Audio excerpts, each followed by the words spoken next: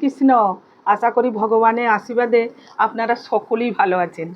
আজকে আমি চলে এসেছি যে রাখি পূর্ণিমা কিভাবে পালন করব আর ঝুলন যাত্রা কিভাবে পালন করব, মাধবকে কিভাবে দোল দেবো, তারপরে হচ্ছে বলরাম জয়ন্তী কিভাবে পালন করব, তিনটে মাহাত্ম্য আপনাদেরকে অল্প অল্প করে একটু একটু করে বলবো।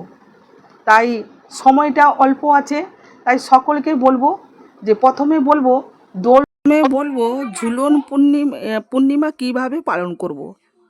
এটা হচ্ছে কি ঝুলন যাত্রা। ঝুলন যাত্রা আমরা পালন করব। দোল পূর্ণিমার সময় আমরা দোল খেলি। এটা হচ্ছে ঝুলন যাত্রা, মানে হচ্ছে কি ভগবানকে ঝুলন দিতে হবে, দোল দিতে হবে, ভগবানকে দোলনাতে বসাতে হবে। ভগবানকে দোলনাতে বসিয়ে যদি আমরা দোল দিতে পারি তাহলে ভগবানের প্রতি আমাদের আকৃষ্ট হবে, ভগবানের প্রতি ভক্তি করার জন্যে আমাদের মনটা ভগবানের প্রতি কৃপা হবে। আর আমরা ভগবান নিজে স্বয়ং বলেছেন যে এই ঝুলন যাত্রাতে ভগবানকে যদি কেউ দোল দেয় সে অবশেষে ভগবত ধামে ফিরে যাবে আর আমাদের ভক্তি লাভ হবে। আমরা এই কলিযুগ থেকে, এই কলিযুগ কলস থেকে আমরা মুক্তি লাভ করতে পারবো। তাই এই ঝুলন যাত্রাতে আমরা কি কি পালন করলে ভগবান রাধারানী স্বয়ং তার কৃপা লাভ করতে গেলে আমাদের কি কি করতে হবে। আপনারা সকলেই জানেন যে ঝুলন যাত্রা কিভাবে পালন করতে হয়। যারা বাড়িতে করতে পারবেন করবেন, যাদের বাড়িতে ধরো করতে পারবেন না, ধরো অসুবিধা, তাহলে কি করবেন, কোনো ইস্কন বা কোনো মঠে বা যে কোনো মন্দিরে গিয়ে দেখবেন সেখানে এই ঝুলন যাত্রা পালন হয়। তা আপনারা ঘরে যদি না করতে পারেন অসুবিধা, তাহলে গিয়ে কোনো মন্দিরে গিয়ে বা কোনো মঠে কোনো ইস্কনে গিয়ে আপনারা যোগাযোগ করেই করতে পারেন। কিন্তু অতি অবশ্যই ভগবানকে রাধারানীকে দোল দেবেন, তাতে আমাদের এই কলিযুগ কলস থেকে মুক্তি লাভ করতে পারবো।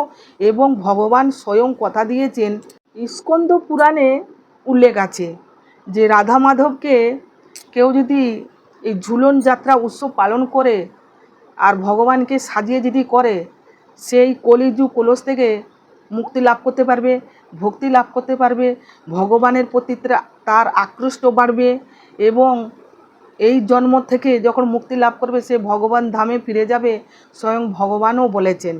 তা আমি বলবো সকলে এই ঝুলন যাত্রা পালন করুন। এতে কোনো নিয়ম কারণ কিছু নেই। এইটা পালন করবেন কবে, এটা পালন হবে 27শে আগস্ট 5ই ভাদ্র রবিবার। আর এই রবিবার থেকে শুরু হবে একবারে পূর্ণিমা পর্যন্ত, 28শে আগস্ট পর্যন্ত শুক্রবার এই ঝুলন যাত্রা শুরু হবে 23শে আগস্ট আর 28শে আগস্ট পূর্ণিমাতে শেষ হবে। এবারে বৃন্দাবনে কোথাও 7 দিন, তারপরে তোমার পুরীতে 1 মাস, এরকম বিভিন্ন জায়গাতে বিভিন্ন হয়। তা মায়াপুরে যে নিয়মটা হয় এই 27শে আগস্ট থেকে আর 28শে আগস্ট পর্যন্ত শুক্রবার পূর্ণিমা পর্যন্ত সমাপ্ত হবে। তবে আপনারা যদি পারেন আরও বেশি করে করতে পারেন তাহলে করবেন, কিন্তু রবিবার থেকে শুরু করবেন, শুক্রবারে সমাপ্ত করবেন। এবারে এই ঝুলনটা অতি অবশ্যই করবেন। এখন রেডিমেড পাওয়া যায় কাঠের, তারপরে কেউ পেতলের, কেউ তাম্বার অর্ডার দিয়ে তৈরিও করায়। আবার কেউ কেউ কী করে ছোট দোলনা কাপড় দিয়ে, কেউ দড়ি দিয়ে, কেউ আবার ঘরে করে, কেউ আবার বাইরে করে, কেউ আবার বাগানে করে, মানে যে যেরকম পারে ভগবানকে রাধারানীকে আনন্দ দেওয়ার জন্যে এইভাবেই করে। তা আমি একটা কথা বলবো, আপনারা যেরকম পারবেন, যার যেরকম ক্ষমতা অনুযায়ী সেই রকমই আপনারা কাঠের হোক পেতলের হোক, বা যদি না পারেন যে কোনো ইস্কন মন্দিরে বা কোনো মঠে আপনারা যোগাযোগ করতে পারেন। এবারই এটা কি করবেন, সুন্দরভাবে বিভিন্ন রকম পুষ্প দিয়ে, বিভিন্ন রকম পাতা দিয়ে দোলনা সাজাবেন, রেডিমেড দোলনা সাজাবেন, সাজিয়ে কি করবেন, ভগবানকে রাধারানীকে বসিয়ে দোল দেবেন। এটা সুন্দরভাবে সাজিয়ে ভগবানকে দোল দেবেন সন্ধ্যাবেলা, বা যখন আপনার সময় হবে সন্ধ্যাবেলা দিলে সবথেকে ভালো। এবার যখনই আপনি পাবেন তখনই দোল দেবেন। ভগবানকে দোল দেওয়া এটাও আমাদের একটা সৌভাগ্য, মানে এরকম সময় বা ভাগ্য আমাদের হয় না। তবে এই ভগবানকে রাধারানীকে একটা যে দোলনাতে দোল দেওয়া এটাও আমাদের একটা সৌভাগ্য বলতে গেলে। তাই এই সুযোগে আপনারা রাধারানীকে, ভগবান শ্রীকৃষ্ণকে দোল দেবেন, তাহলে সব থেকে আপনাদেরও ভালো হবে। দোলে রায় কিশোরী দোলে রাস বিহারী, ঝোলন দোলায় রাধার বংশীদারি। ঝোলে রায় কিশোরী দোলে রাস বিহারী, ঝোলন দোলায় রাধার বংশীদারি। জয় রাধা জয় রাধা, জয় কৃষ্ণ জয় বৃন্দাবন। জয় রাধে জয় রাধে, জয় কৃষ্ণ জয় কৃষ্ণ, জয় বৃন্দাবন জয় বৃন্দাবন। তখন ভগবানকে দোল দেবেন, একটা গান করতে করতে দোল দেবেন। আবার যদি গান না করতে পারেন, হরে কৃষ্ণ কৃষ্ণ কৃষ্ণ হরে হরে, হরে রাম রাম রাম হরে হরে। যে যেরকম পারবেন সেইভাবেই করবেন, আর সুন্দরভাবে সাজিয়ে দোল দেবেন। আর যে যেরকম পারবেন নৈবেদ্য ভগবানকে নিবেদন করবেন, এইভাবে করবেন। আর যদি নতুন রাধারানী কৃষ্ণ যদি যুগলে আনেন, একটু অভিষেক করিয়ে নেবেন, অভিষেক করিয়ে তারপরে তাকে সুন্দরভাবে সাজিয়ে দোলনা সাজিয়ে বসাবেন, দোল দেবেন। কেউ যদি দোলে চ দোল গোবিন্দ, চাপে চ মধুসূদন, যদি ভগবানকে কেউ যদি দোল দেয় তার জীবনটা ধন্য হয়ে যাবে। আর চাপে চ মধুসূদন, যদি ভগবানকে নৌকোতে ভগবান চেপেছেন দর্শন করলে তার জীবনটাও ধন্য হয়ে যাবে। আর রথে চ ব্রাহ্মণনিষ্ঠ, মানে রথে যদি জগন্নাথ বলরাম সুভদ্রাকে যদি দর্শন করি তাহলে আমাদের জীবনটাও ধন্য হয়ে যাবে। তার জন্যে বলা হচ্ছে দোলে চ দোল গোবিন্দ, চাপে চ মধুসূদন, রথে চ ব্রাহ্মণ নিষ্ঠান্ন। এইগুলো যদি আমরা দর্শন করতে পারি, ভগবানের সেবাতে যদি যুক্ত হতে পারি, তাহলে আমরা এই কলিযুগ কুলস থেকে মুক্তি লাভ করতে পারবো, অবশেষে ভগবান ধামে ফিরে যেতে পারবো। পূর্ণিমা দিন শুক্রবার 28শে আগস্ট, ওই দিনে বলরাম জয়ন্তী। তা বলরাম জয়ন্তী কিভাবে পালন করবেন, বলরাম জয়ন্তীকে অভিষেক করাবেন, সুন্দরভাবে সাজাবেন। যাকে অভিষেক করানো যাবে না, ঠাকুরটা ধরবেন, নিচে পাত্র বসাবেন, এমনই জল ঢালবেন যেন মনে হবে ভগবানকে অভিষেক করাচ্ছেন। তা বলরাম জয়ন্তী আপনারা পালন করতে পারেন। বলরাম মুড়ির মোয়া খেতে ভালোবাসেন, মধু খেতে ভালোবাসেন, এইগুলো বলরাম জয়ন্তীতে বলরামকে দিতে পারেন। আর অভিষেক করাবেন কি দিয়ে না, ঘি, মধু আর দধি, আর হচ্ছে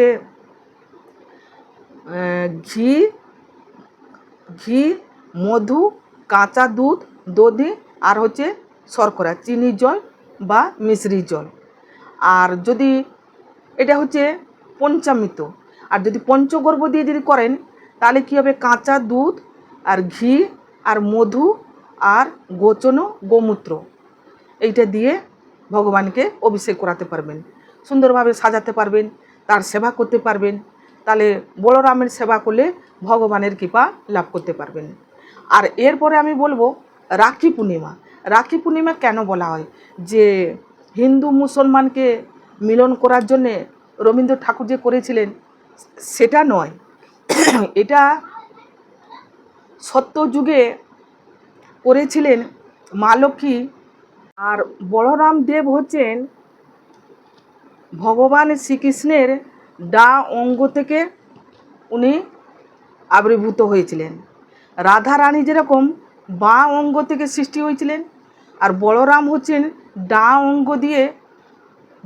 অঙ্গ দিক থেকে বলরামের আবির্ভূত হয়েছিলেন, উনি সৃষ্টি হয়েছিলেন।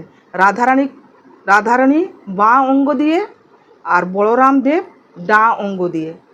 তাই বলরাম হচ্ছেন ভগবানের সেবা করার জন্যে উনি এসেছেন। যেরকম ত্রেতা যুগে লক্ষ্মণ হয়ে এসেছিলেন, এবারই দ্বাপর যুগে যেরকম কৃষ্ণ বলরাম, তারপরে হচ্ছে জগন্নাথ নিতাই, গৌর নিতাই। তাই এনার হচ্ছে 5 রকমের অবতার। তাই ভগবানের চামর বলো, করতাল বলো, ভগবানের যাহা কিছু শয্যা বলো, সব কিছু বলরামেরই অবদান। বাঁশি, চামর, ভগবানের পায়ে নুপুর, মুকুর, যাহা কিছু বস্ত্র, সবই বলরামের অবদান। তাই বলরাম জয়ন্তী আমাদের পালন করতে হবে। যারা পারবেন অতি অবশ্যই পালন করবেন। আর বলরাম জয়ন্তী ওই রাখি পূর্ণিমা দিনে পড়েছে, আমাদের সকলে পালন করা উচিত। আর রাখি পূর্ণিমা দিনে সকলকে বলবো যে যারা পূর্ণিমা পালন করেন তারা তো সকলেই জানে, সেইভাবে করবেন। যারা পূর্ণিমা করেন না তাহলে নিরামিষে আহার করবেন আর বলরাম জয়ন্তী পালন করবেন। আর একটা বলবো রাখি পূর্ণিমা সত্য যুগের থেকে শুরু হয়েছিল। যেরকম ভগবান ব্রাহ্মণ রূপে এসেছিলেন বলিরাজের কাছে ভগবান ব্রাহ্মণ রূপে এসেছিলেন। ওনার কাছ থেকে রাজ্য সম্পত্তি ঐশ্বর্য সব কিছু ভগবান 3 পাদে সব কিছু নিয়েছিলেন। এটা তো জানেন, একটা একাদশীতেও মাহাত্ম্য আছে। ভগবান শ্রীকৃষ্ণ ব্রাহ্মণ রূপে এসেছিলেন বলিরাজের কাছে, আর ওনার কাছে সমস্ত সম্পত্তি, ওনার রাজ্য 3টে পা মাপি সম্পত্তি চেয়েছিলেন, যে 3টে পা অনুযায়ী আমাকে ভূমি দান করো। তাই ভগবান এমনই 3টে পদর জন্যে ভূমি চাইলেন, তা বলিরাজের সব কিছু চলে গেছিল। তা লাস্টে যখন একটা পা যখন ফেলবেন, তখন বলিরাজ বললেন আমার মস্তকের উপরে ফেলুন। একটা পা ফেলেছিলেন স্বর্গে আর একটা পা ফেলেছিলেন মর্তে। তারপরে আর কোথায় একটা ফেলবেন, আর তো নেই। তখন বলিরাজ বললেন আমার মস্তকের উপরে আমার চরণ রাখুন। তখন ওই বলিরাজের উপরে, মস্তকের উপরে ভগবান ব্রাহ্মণ রূপে ওনার উপরে মস্তকের উপরে পা রেখেছিলেন। তার ভগবানের সেই পদতে সে মুক্তি লাভ করলো, আর ভগবান সেই পা দিয়ে তাকে ঠেলে দিয়েছিলেন। এবারে সে সুতোর লোকে সে চলে গেছিল, সুতোর লোকে সে বাস করে। ভগবান তাকে সুতোর লোকে পাঠিয়েছিলেন বলিরাজকে। তাই বললেন তুমি আমার প্রিয় ভক্ত, যে আমার ভক্ত হয় তার আমি সদাই মঙ্গল করি, আমি তার সঙ্গে থাকি। তাই সুতোর লোকে বলিরাজকে পাঠিয়ে দিয়ে ভগবান সেখানে দারোয়ান হয়েছিলেন, তার ঘরের দারোয়ান হয়েছিলেন, প্রহরীদার হয়েছিলেন। এবারে এই বৈকুণ্ঠ খালি, মা লক্ষ্মী খুঁজছেন যে বিষ্ণু কোথায় গেলেন। এবার নারদকে জিজ্ঞাসা করলেন। নারদ বললেন যে মা, প্রভু কোথায় আছেন আমি জানি না। কোথায় না, উনি সুতো লোকে আছেন। তাহলে বলছি কীভাবে আমি যাব না, 2 দিনের পরে রাখি পূর্ণিমা, তুমি একটা রাখি নিয়ে চলে যাও। তখন মা লক্ষ্মী কী করলেন, একটা রাখি নিয়ে গেলেন। দাদা দাদা তুমি কোথায় আছো দাদা দাদা। তখন মা লক্ষ্মীকে দেখতে পেয়ে ভগবান শ্রীকৃষ্ণ একটু সরে পড়লেন। তারপরে বলছে কে, তখন কে না, তখন ওই বলিরাজকে দাদা বানিয়ে তার হাতে রাখি বেঁধে দিলেন। তখন বলিরাজ বললেন বোন, কি তুমি উপহার চাও আমাকে চাও, তুমি আমাকে রাখি বেঁধে খুবই আমাকে আনন্দ দিয়েছো, আমি খুব আনন্দ উপভোগ করেছি, তুমি কি উপহার চাইবে আমাকে চাও। তখন বলল তোমার ভগ্নিপথকে আমি চাই। বলছি ভগ্নিপথ কোথায়। তখন ভগবান শ্রীকৃষ্ণ বলছেন হে বলিরাজ, আমি তোমার দারোয়ান হয়ে আমি এখানটায় আছি। তখন মা লক্ষ্মীকে যখন কথা দিয়েছেন বলিরাজ, তখন ওই ভগবান শ্রী বিষ্ণুকে দিয়ে দিলেন। এবার তখন কি হলো না, সুতো লোকে ভগবানের এক রূপ আর এক রূপ রইল বিষ্ণু লোকে। তা সেই সত্যযুগে মা লক্ষ্মী রাখি বন্ধন শুরু করেছিলেন বলিরাজকে দিয়ে।